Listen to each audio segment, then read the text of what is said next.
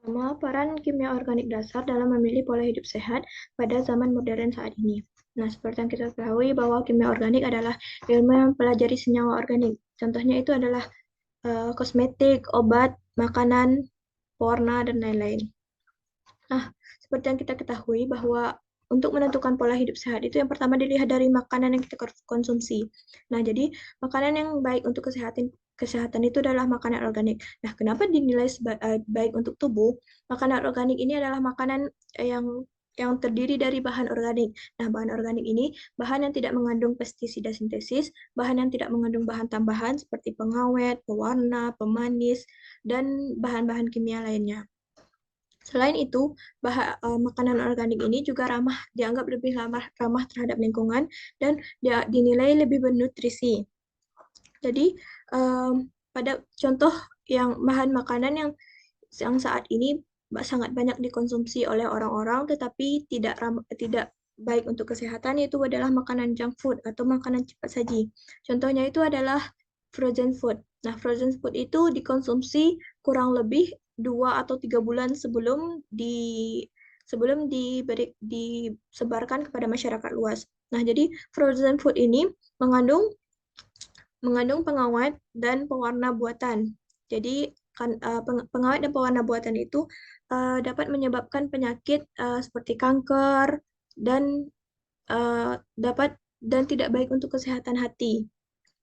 Nah, jadi yang kedua adalah kosmetik. Seperti yang kita ketahui pada zaman sekarang ini setiap orang tidak lepas dari kosmetik. Nah, kosmetik yang baik itu adalah kosmetik yang mengandung bahan organik, yang mengandung bahan kosmetik organik, yaitu bahan kosmetik yang tidak terbuat dari yang tidak mengandung zat kimia. Contohnya itu adalah niacinamide. Nah, niacinamide ini adalah uh, salah satu bahan kosmetik yang dapat mengatasi berbagai jenis masalah kulit. Nah, niacinamide ini mudah ditemukan dalam makanan seperti pada daging sapi, ayam, salmon, telur, dan biji-bijian lainnya. Nah, jadi niacinamide ini dianggap sebagai bahan yang tidak berbahaya, yang dianggap sebagai bahan organik karena berasal dari zat-zat organik tadi.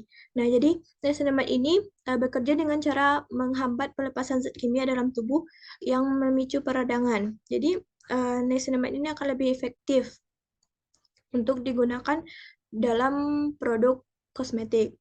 Nah, yang ketiga itu adalah air. Seperti yang kita ketahui, untuk menentukan pola hidup sehat itu, kita harus mengkonsumsi air yang cukup atau mengkonsumsi air minum yang cukup. Nah, pada air minum ini juga berperan pada air minum ini juga terdapat zat-zat organik. Nah, kadar zat organik dalam air uh, yang berlebihan juga tidak diperbolehkan karena selain menimbulkan warna, bau dan rasa yang tidak diinginkan. Jadi, zat organik dalam air ini dapat berasal dari alam atau sebagian dampak besar dari manusia.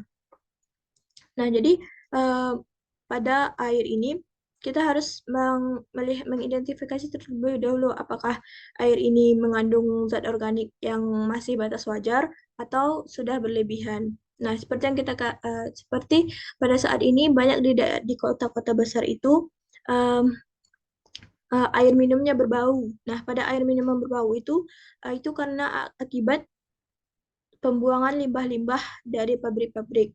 Nah, itu sangat tidak baik untuk kesehatan. Jadi, dengan memahami konsep kimia organik ini, kita dapat mengidentifikasi apakah makanan tersebut baik untuk tubuh, apakah makanan tersebut mengandung zat organik, apakah makanan tersebut uh, tidak baik apakah kosmetik tersebut baik untuk kesehatan kita atau dan lain-lain.